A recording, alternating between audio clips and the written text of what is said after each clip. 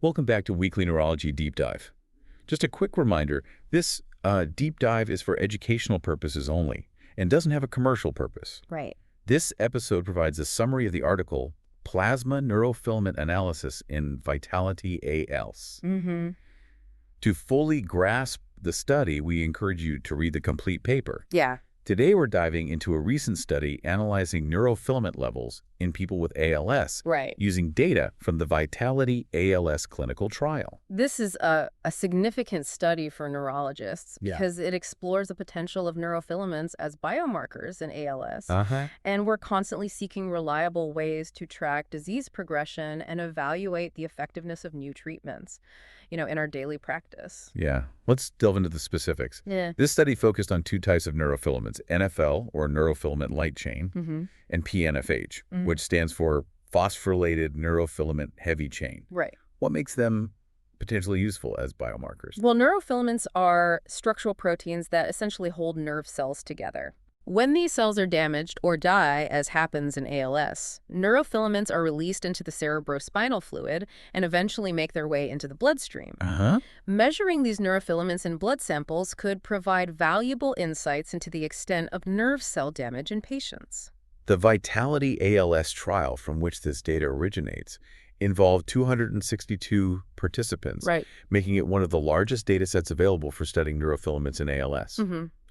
It was initially designed to test a drug for ALS, tirasemtiv, which unfortunately did not prove effective. Right. However, the trial's extensive data collection, including blood samples taken over 48 weeks, Yeah. presents a unique opportunity to understand how neurofilament levels change over time. Given that these samples are from blood rather than CSF, did the neurofilament measurements provide clinically relevant insights into ALS progression? Yes. Despite being blood samples, they did. Okay. The study found that higher neurofilament levels at the beginning of the trial were associated with faster disease progression. This association was particularly strong for NFL and was most pronounced in patients with rapidly progressing ALS.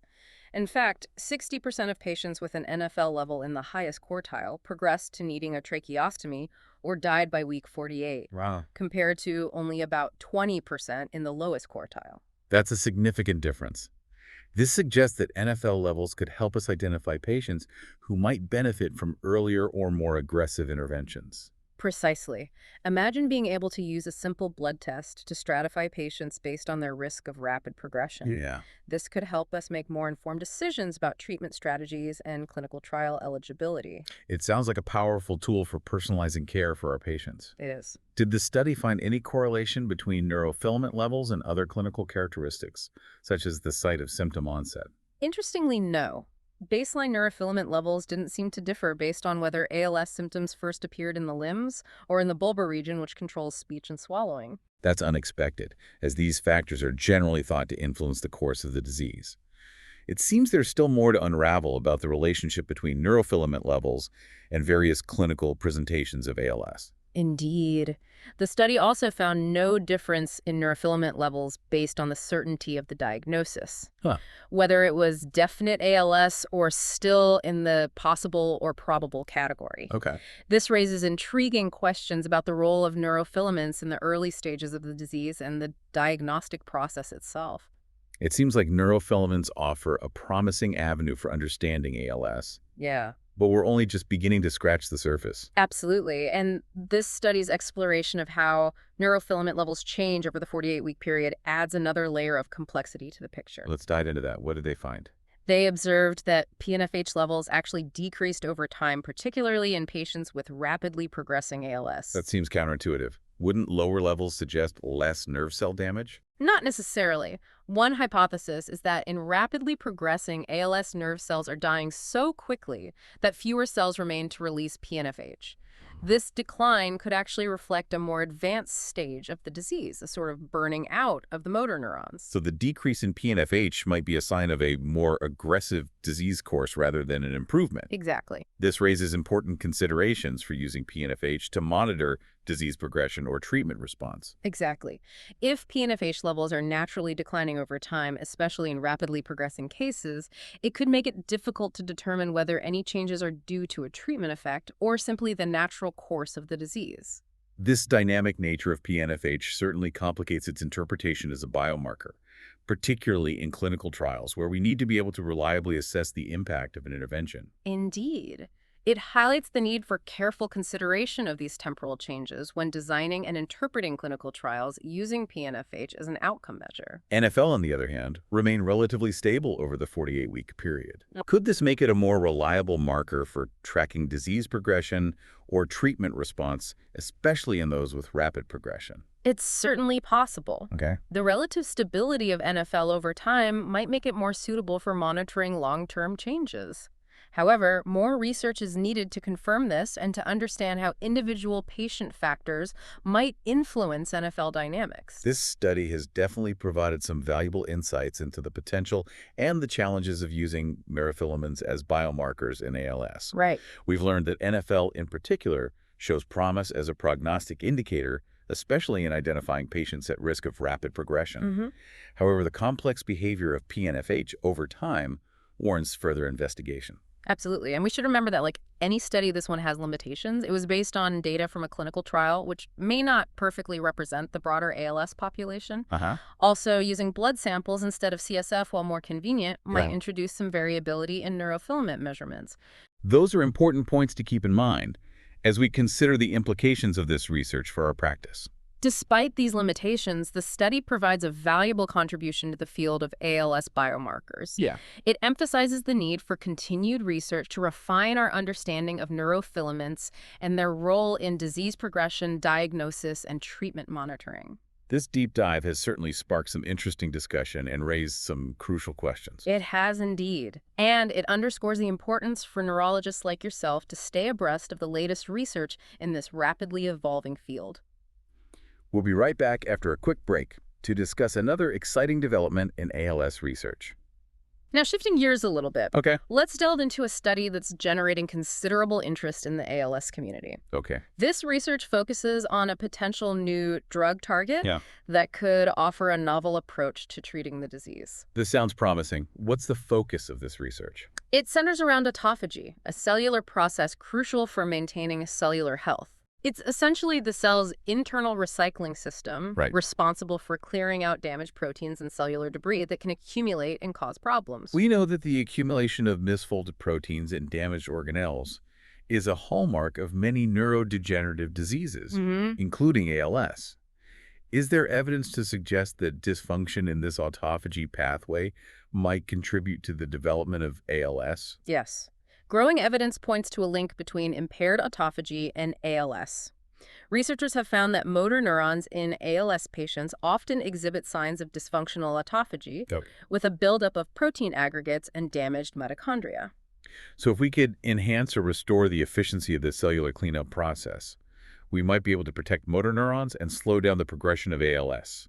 Precise. Is that the idea behind this new research? Precisely, and the exciting part is that researchers have identified a specific protein that appears to be a key regulator of autophagy. TFB. What's so special about TFB? TFEV acts as a master switch for autophagy. When activated, it travels to the nucleus of the cell and turns on the genes responsible for producing the machinery involved in autophagy. Think of it as a conductor orchestrating the entire cellular cleanup crew. So the goal would be to find ways to activate TFEB and ramp up the autophagy process in motor neurons. What have they discovered in this regard? This is where the research takes a fascinating turn. Okay. They've discovered that a drug already approved by the FDA for a completely different condition can activate TFB. That's incredibly intriguing. What drug are we talking about? It's digoxin, a medication widely used to treat heart failure. Using a heart medication for a neurological disease, that seems like an unexpected connection. It might seem counterintuitive, but sometimes breakthroughs come from unexpected places. Researchers had a hunch, based on previous studies, that digoxin might have some effects on the autophagy pathway. So they decided to explore its potential in ALS. Yes, they tested digoxin in a mouse model of ALS, and the results were quite remarkable. Okay. The mice treated with digoxin showed significant improvements in motor function and survival compared to the untreated mice. That's very promising. Did they observe any changes at the cellular level that could explain these improvements? When they examined the spinal cords of the treated mice, they found less motor neuron damage Yeah. and more evidence of autophagy activity compared to the untreated mice. Okay.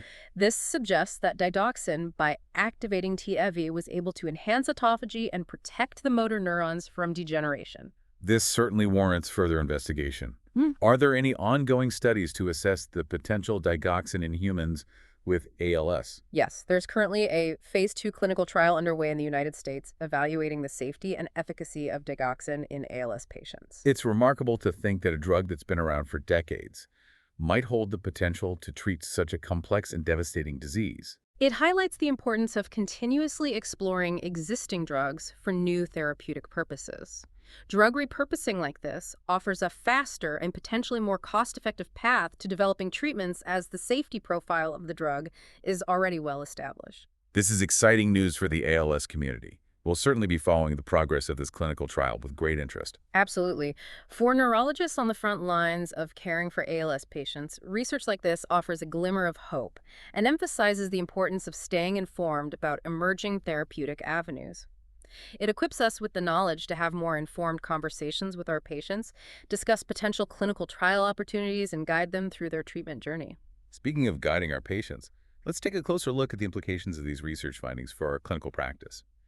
So how can these findings about neurofilaments and potential new treatments like digoxin be translated into actionable steps for neurologists, in their everyday practice? Well, the study on neurofilaments underscores the potential value of incorporating NFL measurements into our routine assessment of ALS patients. Okay.